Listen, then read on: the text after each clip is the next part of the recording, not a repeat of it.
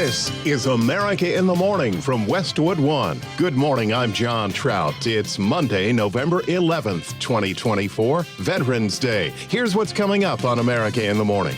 As Democrats in Washington assess their failures on election night, President-elect Trump begins the transition to the White House. I'm John Stolnis in Washington. All eyes on the U.S. House as the voting numbers are still being sorted out. I want to support that agenda. I'm Clayton Neville. A New York Parks employee dies fighting one of several wildfires in the New Jersey, New York area. I'm Julie Walker. President Biden will welcome President-elect Trump back to the White House in a few days. I'm Shirley Adler. The stock market is coming off its best week of the year, with the major averages exceeding some significant round number levels. I'm Peter Schacknow. Saturday Night Live mocks the president-elect and remembering those who fought for our nation. All ahead on America in the Morning.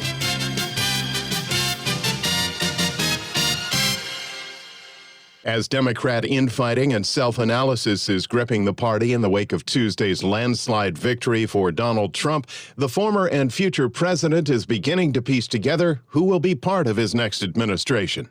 John Stolnis has our top story from Washington.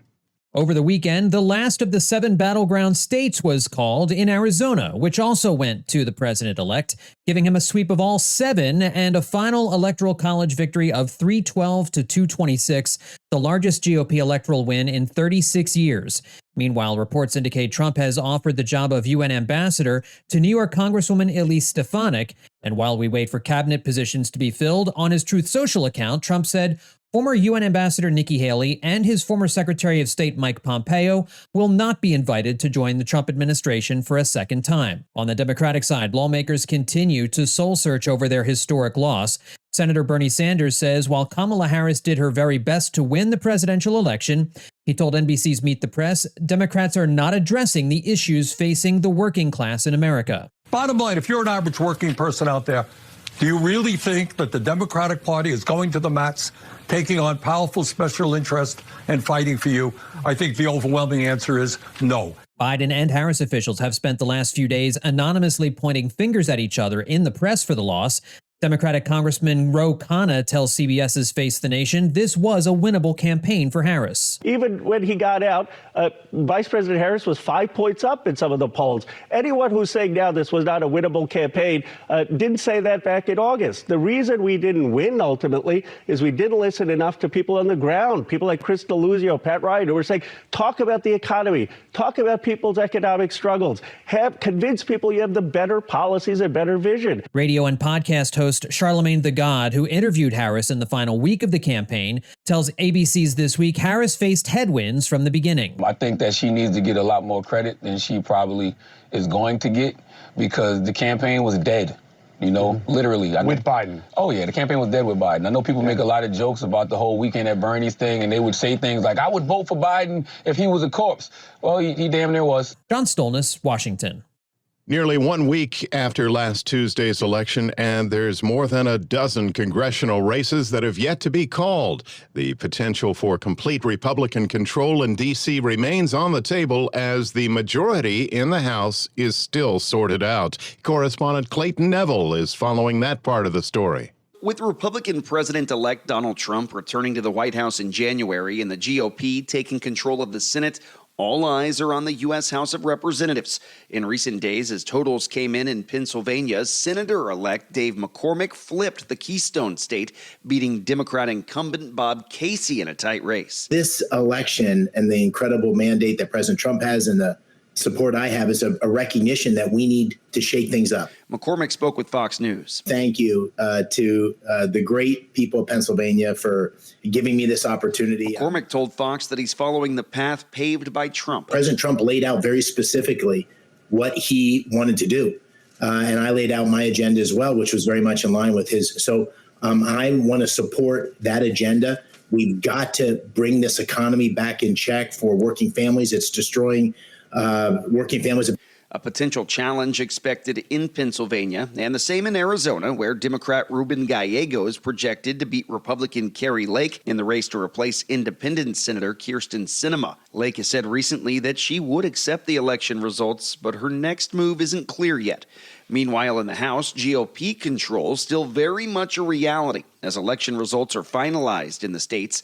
Republican Congressman Chip Roy of Texas spoke with Fox News. I think we're looking at probably ending up somewhere around 222 or 223, which would give us at least a healthy majority. Whichever party controls the House will likely determine how much of President-elect Trump's agenda gets through. I'm Clayton Neville. Today's top stories are brought to you by Sleep Number. Why choose a Sleep Number smart bed? It's the only bed that lets you make each side firmer or softer whenever you want. Save 40% on the Sleep Number Special Edition smart bed. To find a store near you, visit sleepnumber.com. This week's Trump-Biden meeting when America in the Morning continues after these messages.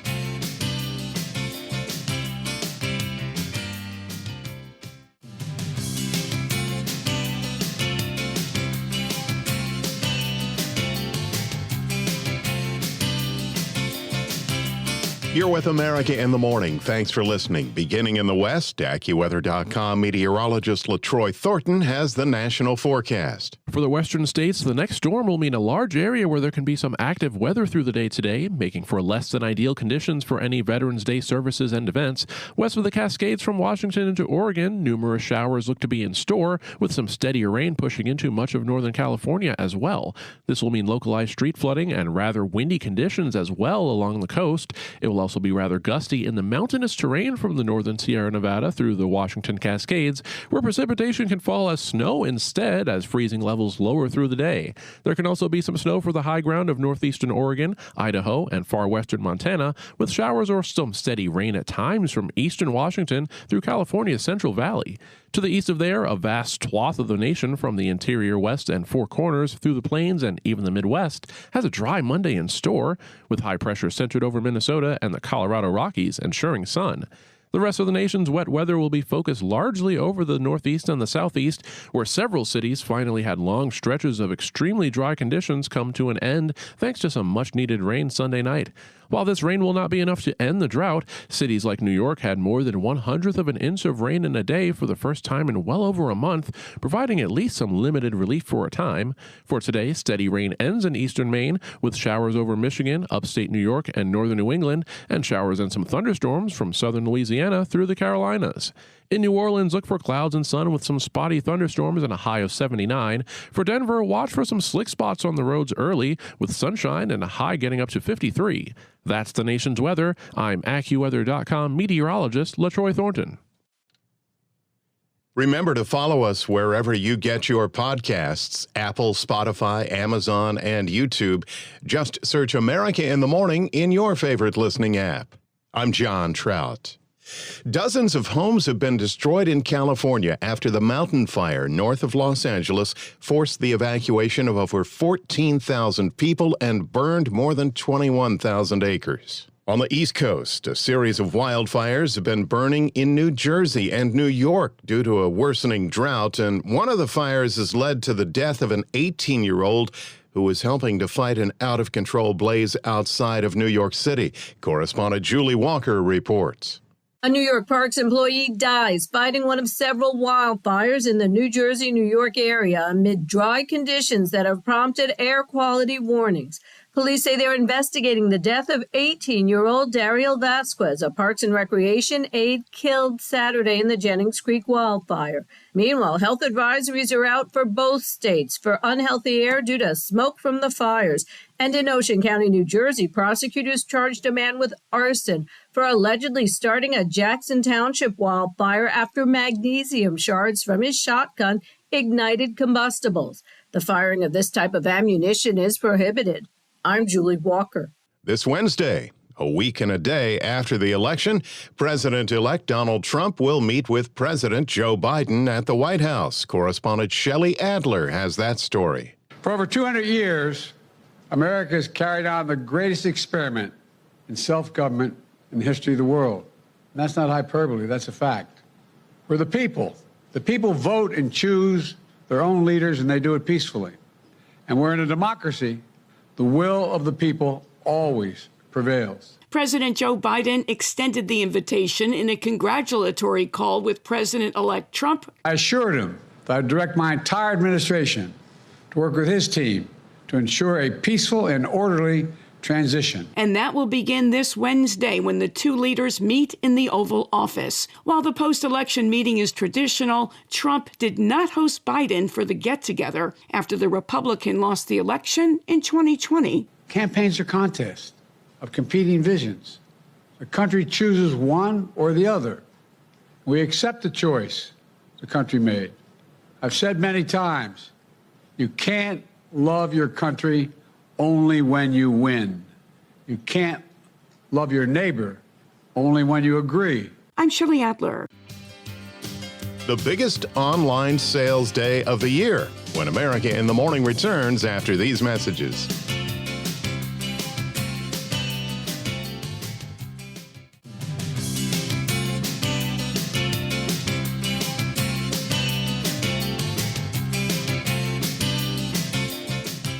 Welcome back. Here with America in the Morning. The Business Report is brought to you by Fisher Investments. Fisher Investments is a fiduciary, always putting clients' interests first. Learn more at FisherInvestments.com. The election's effect on markets. Here's CNBC's Peter Schacknow. The immediate impact of the election on the stock market was a rally that pushed the Dow over 44,000 and the S&P over 6,000 for the first time. But there are varying opinions on whether that can continue.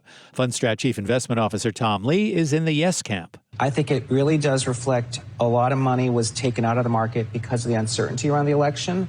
And now we know that because of policy changes and animal spirits, that this is really going to benefit things like Bitcoin and small caps and regional banks and financials. So I do think there's still a lot of upside. But market risks have not disappeared, according to Crossmark Chief Investment Officer Bob Dahl. He says there are several, including shrinking estimates for corporate earnings. Estimates are coming down a little bit. If you asking me to be the bear, I'd also throw only 12,000 new jobs last month, got overshadowed by the election when it was released last Friday, and the prior 2 months revised down by 130. So, yeah, the tailwinds are good as a result of the election, but it's not a perfect world out there, and valuations suggest it better be close to a perfect world. It's a nearly perfect world for Tesla, with the automaker exceeding $1 trillion in value for the first time since 2022.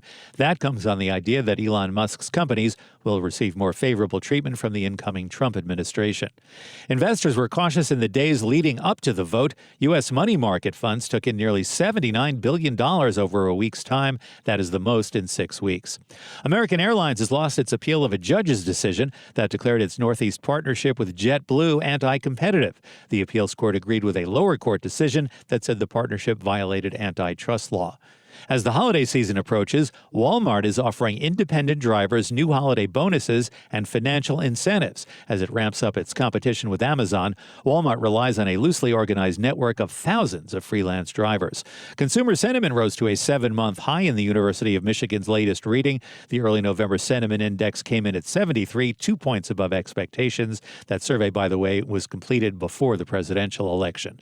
And the man who made these words famous has died. You've got mail. Elwood Edwards, who voiced that iconic phrase for America Online back in the 90s, was 74 years old. On the other side of the globe, it is a big online shopping day. Well, it's an event in China called Singles Day, the culmination of a massive 2-week online sale that celebrates those who are not currently in relationships. It's basically China's version of Black Friday. The event was started in 1993 by a group of college bachelors, but over the last decade or so, it's been turned into a sales event, primarily by Chinese online shopping giant Alibaba. CNBC's Peter Schacknow. When we return on America in the Morning, Saturday Night Live's About Face on Trump, when America in the Morning returns after these messages.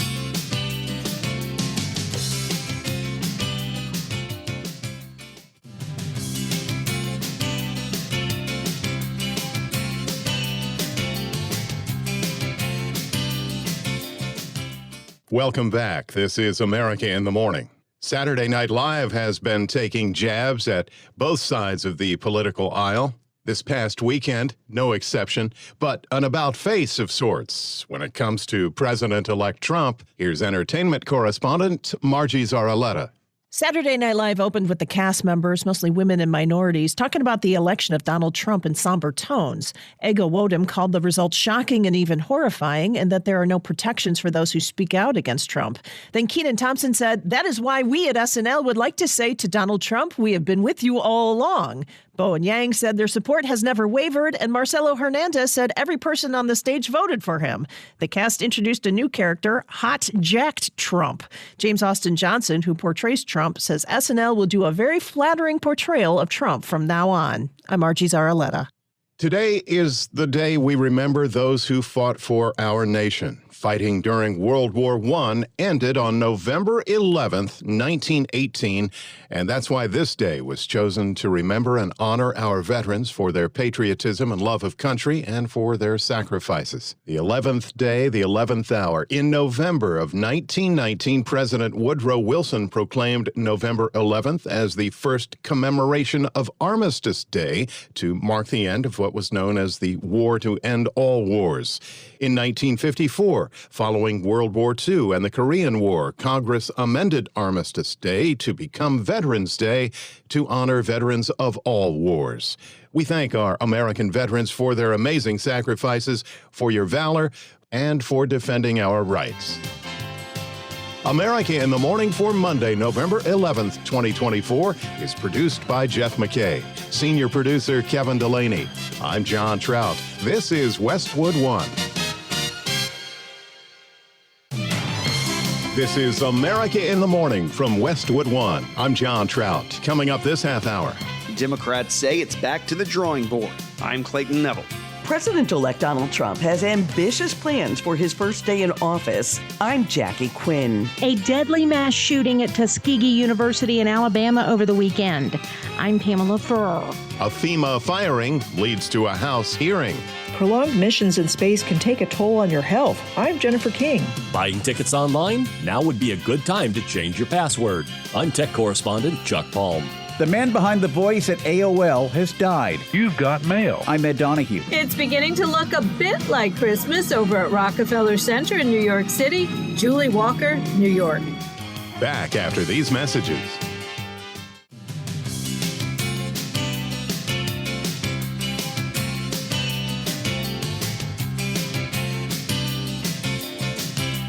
Welcome back. You're with America in the Morning. Most of the eastern seaboard will see showers today. With the forecast, here's AccuWeather.com meteorologist LaTroy Thornton. A disturbance centered over southern Canada was finally able to tap into enough moisture to bring to an end the extremely long stretch of dry conditions in the Northeast and the Mid-Atlantic, with the longest stretch of days on record in Philadelphia without measurable precipitation coming to a close at 42 days, nearly 2 weeks longer than the previous record streak. For today, that storm pivots out to sea as a cold front clears the eastern seaboard, with any lingering showers ending from Cape Cod and southern Virginia through the Carolinas over the course of this Veterans Day. Showers can wrap around the back end of the storm, though, off Lakes Erie and Ontario and west through Michigan. Otherwise, showers and even some thunderstorms continue around parts of the southeast where the front is slower to clear, namely Georgia and especially Atlantic Florida, with a stray thunderstorm perhaps lingering near coastal Louisiana as well due to some continued enhancement from Tropical Storm Rafael, which remains over the west central Gulf of Mexico this morning while continuing to lose organization. To the north and west of there, areas from the plains to the Midwest have dry conditions in store for today. For the west, the vast majority of the interior sections will have a dry start to the new week. However, the latest in a series of storms will progress inland through the day today, bringing with it widespread showers and some areas of steadier rain from the Pacific Northwest into Northern California. Showers can even extend through the San Francisco Bay Area and into parts of the Central Valley, including Fresno, with showers also extending as far to the east as central Nevada, much of Idaho, and even western Montana, where precipitation may fall as snow instead. Snow is also likely through the Cascade Mountains. That's the weather across America. I'm AccuWeather.com meteorologist LaTroy Thornton. Remember to follow us wherever you get your podcasts, Apple, Spotify, Amazon, and YouTube. Just search America in the Morning in your favorite listening app. I'm John Trout. Republicans and Democrats alike have highlighted some of the missteps by the Dems in the presidential race, ultimately won by GOP presidential-elect Donald Trump. Correspondent Clayton Neville has a recap. Republicans like Trump-Vance transition team spokesperson Caroline Leavitt say that Americans made what they want pretty clear in last Tuesday's election. She spoke with Fox News. They have given President Trump a resounding mandate to deliver on the promises that he made on the campaign trail. If you look at some of the bluest states in this country, New York and California, for example, those were some of the states with the largest shifts towards President Trump. Democrats rethinking things and lashing out on strategy during the presidential campaign that Vice President Harris lost to President-elect Trump. Senator Bernie Sanders told NBC's Meet the Press that the Democratic Party has abandoned the working class. If you're an average working person out there, do you really think that the Democratic Party is going to the mats, taking on powerful special interests and fighting for you? I think the overwhelming answer is no, and that is what has got to change. Democratic Congressman Ro Khanna, who narrowly was reelected, was asked by CBS's Face the Nation if Democrats focused on social issues too much and addressed some of the rhetoric that he saw in recent weeks from Democrats. If someone disagrees with you, we need to respect that disagreement, not cancel or shame them. Don't shy away from your convictions, but have a reasonable conversation. I did that with Megyn Kelly on a podcast on trans rights. I stuck to my position, but we had a reasonable conversation. Khanna also blamed the loss on a lack of focus on the economy. We did not have a compelling enough economic vision. The Democratic Party should have one simple mission, and that is to address the economic hardships and struggles of many Americans, not just working class Americans, a large slice of Americans who feel the American dream has slipped away for their families. He laid out how Democrats could potentially address economic issues moving forward. If we emphasize the economic hardships people are facing. I've got $12 trillion in my district in Silicon Valley, while towns like Johnstown were hollowed out, Galesburg, Illinois were hollowed out. We can build new factories. We can build new industry. We can create new economic opportunity. We have a vision of how to do that. President Biden started it. I think we can win over people, even if they may not agree with us on a particular social issue. The numbers tell quite the story. President-elect Trump won all key battleground swing states, including the Blue Wall. I'm Clayton Neville. Speculation is growing as to exactly what President-elect Donald Trump will do when he returns to the White House in January. As correspondent Jackie Quinn reports, Trump has a list of priorities for his first day in office. And as Senators John Barrasso and Bernie Sanders debated on NBC's Meet the Press, there are concerns about worker wages and also the belief that extending tax cuts will be a priority. They have a right to be angry. In the richest country in the history of the world, today the people on top are doing phenomenally well, while 60% of Americans are living paycheck to paycheck. Bill, I expect to see the president put back in place the Remain in Mexico policy, stop this catch and release policy. And the Senate also wants to work very quickly, actually before the inauguration, on making sure the president's cabinet is in place. Former president and President-elect Donald Trump has ambitious plans for his first day in office, some revealed on the campaign trail. The left-wing gender insanity being pushed on our children is an act of child abuse. Very simple. Here's my plan to stop the chemical, physical, and emotional mutilation of our youth. On day one, I will revoke Joe Biden's cruel policies on so-called gender-affirming care. Ridiculous. I will sign a new executive order instructing every federal agency to cease all programs that promote the concept of sex and gender transition at any age. I will then ask Congress to permanently stop federal taxpayer dollars from being used to promote or pay for these procedures and pass a law prohibiting child sexual mutilation in all 50 states. It'll go very quickly. His list includes starting mass deportations of migrants. I believe the borders are the single biggest problem that this country's had in 100 years. And Trump proclaimed on Truth Social he will issue an executive order to stop the future children of those in the country without authorization from automatically becoming U.S. citizens. And he's vowed to fix the economy. We can soon have soaring incomes, skyrocketing wealth, millions and millions of new jobs. Although many experts question how much he can do. Trump has vowed to reshape the federal government, potentially firing thousands of federal workers, roll back environmental protections, and pardon some of those jailed for the Capitol riot after his 2020 election defeat. I'm Jackie Quinn. There's outrage in Europe and Israel after anti-Israel violence against Israeli soccer fans at a tournament in Amsterdam so severe the King of the Netherlands likened it to his country's failure to protect Jews during the Holocaust. Correspondent Charles de Ledesma reports.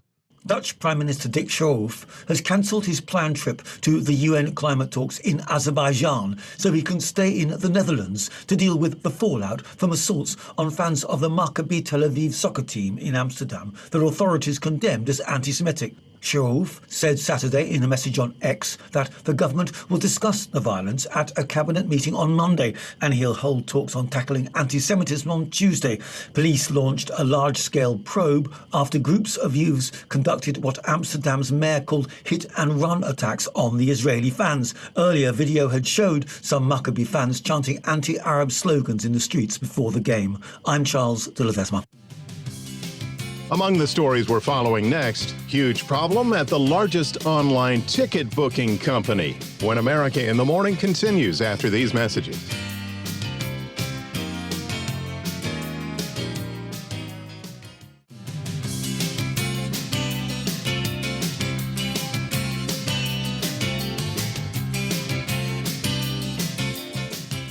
Welcome back. You're with America in the Morning.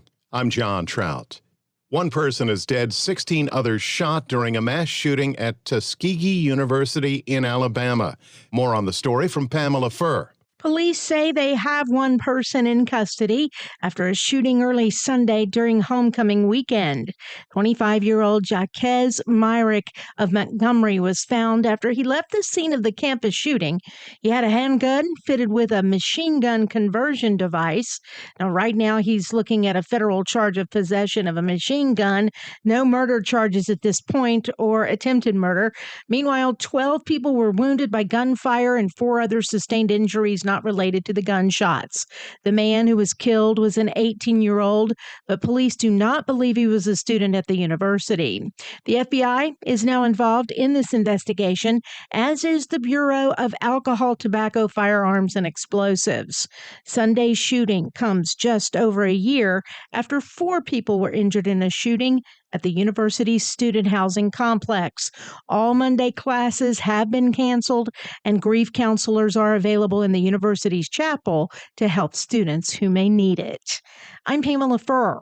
A Federal Emergency Management Agency employee was fired after advising a survivor assistance team not to visit homes with yard signs that support President-elect Donald Trump during Hurricane Milton relief efforts in Florida last month. In a statement, FEMA Administrator Deanne Criswell called the actions of the unnamed employee reprehensible.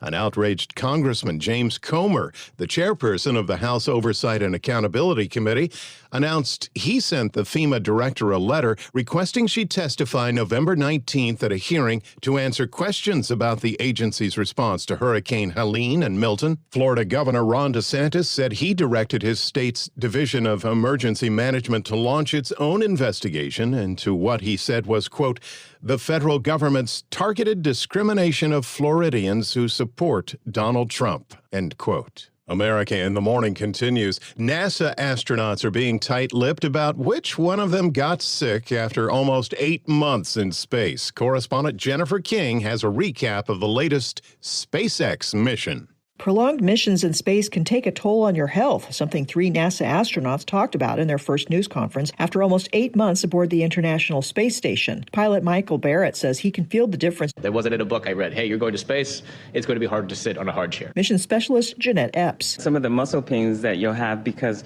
you haven't held your head up in 8 months almost. Citing privacy concerns, NASA declined to say which of the Americans spent the night in a Pensacola hospital after splashdown October 25th. Medical privacy is very important to us. Crew 8 Commander Matthew Dominic, a doctor who specializes in space medicine, says they learn new things with each mission about what extended time in space does to the human body. How the heart regulates and immune function, that's all this stuff we're just kind of discovering, blood hemolysis. So expect that to continue, even though it's right in front of us. The fact that we have a well-equipped laboratory with a lot of people flying long duration, we're going to continue to find new things. So just kind of expect this road to Mars to be paved with new discoveries, whether we like it or not. Audio courtesy NASA, I'm Jennifer King. The largest online ticket booking company has had a rash of complaints from customers about tickets being transferred out of their accounts to unknown users. Here's Chuck Palm with that in today's Tech Report. If you haven't changed your password on your Ticketmaster account, now is a pretty good time. The massive online ticket sales company is dealing with fallout from a major data breach earlier this year, affecting over 500 million customers. And unfortunately, the customers are suffering. According to Business Insider, customers checking their Ticketmaster accounts have discovered someone broke into their account and transferred tickets to another user. This can be fairly commonplace after a major data breach, so practicing good password policy changes, including two-factor authentication, is always recommended for any account in which you purchase something online. Ticketmaster has been the focus in the past of a Senate Judiciary Committee where they investigated the fact that Ticketmaster has contracts that make it virtually impossible for competition, and because it's very lucrative to scalp tickets, it makes them a target-rich environment. It also doesn't hurt that Live Nation, their parent company, owns several performing arts venues. For live tech updates, follow me on X @ChuckPalm. America in the Morning's Robert Workman has Monday Sports.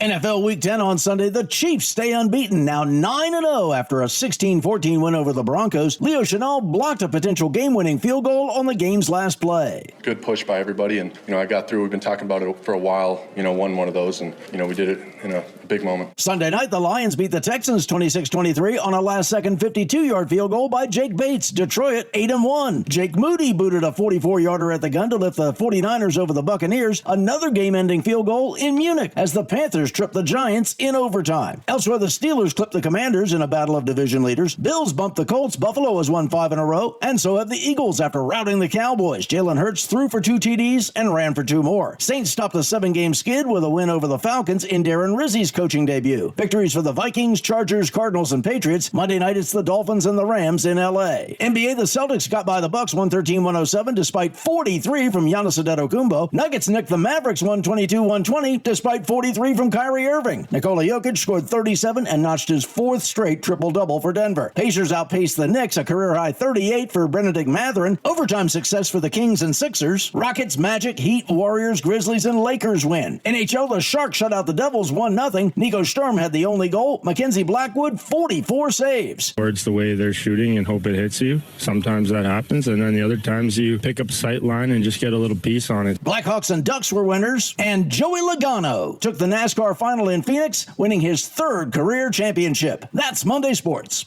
There's Robert Workman with sports. When we return on America in the Morning, you've got mail. Plus, Christmas in New York after these messages.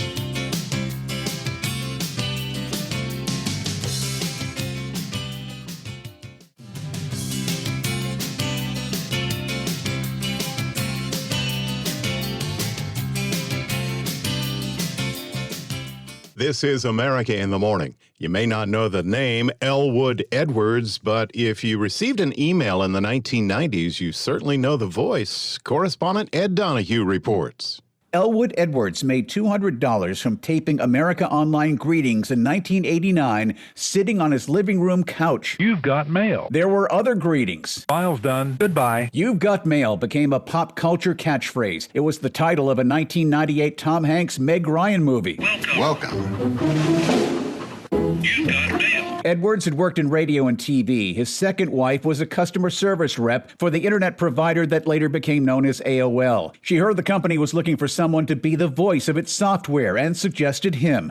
His family says Elwood Edwards died in North Carolina from complications from a stroke late last year. He was 74. I'm Ed Donahue. Despite new competition, Tom Hardy and the comic book movie Venom was still able to keep the newcomers at bay. Kevin Carr has a box office update.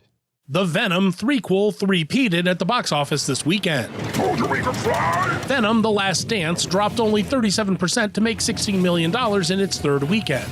That was more than enough to keep Sony's Spider-Man adjacent anti-hero at the top spot for a relatively slow post-election weekend at the movies. The Herbans are absolutely the worst kids in the history of the world. Christmas had to settle for second with the best Christmas pageant ever, bringing in $11.1 million. That was on the high end of expectations, making this well-reviewed family film a win for the chosen director, Dallas Jenkins. I want you to choose which door to go through based on your faith. What does this have to do with us leaving? Everything. Also coming in on the high end of expectations was the Hugh Grant thriller Heretic. Playing against type as a villain, Grant led the film to a hearty $11 million debut. To survive, we must become more than we were programmed to be. Another family film, The Lovable, The Wild Robot, eased only 11% to $6.6 million for the weekend, dropping into fourth place and encroaching on $300 million worldwide. No, away from me! What? He was smiling at me. And rounding out the top 5 was the horror sequel Smile 2 with $5 million. Seeing strongholds, this smaller budgeted thriller has grossed $123 million globally so far. I'm Kevin Carr. The tree has been found, cut down, placed on a truck, and brought into Midtown Manhattan. Correspondent Julie Walker reports even before Thanksgiving, Rockefeller Center in New York City is now gearing up for Christmas. It's beginning to look a bit like Christmas over at Rockefeller Center in New York City with the arrival over the weekend of the giant Christmas tree. Head gardener Eric Bozé says when he first saw the 74-foot Norway spruce in someone's West Stockbridge, Massachusetts yard, he knew it was the one. I found this tree back in July of 2020. I went to look at another tree, stayed overnight. The next day I saw this tree right in front of me coming down the road, and I knew I had to knock on the door. It's going to take 5 miles of light strands with more than 50,000 multicolored LED bulbs to wrap the tree. And on top, a star sparkling with 3 million crystals, all to be lit at a December 4th ceremony. Julie Walker, New York. If we don't say it enough, thanks again to veterans everywhere. That's our show for today, Monday, November 11th, 2024, Veterans Day. America in the Morning is produced by Jeff McKay, senior producer Kevin Delaney. I'm John Trout. This is Westwood One.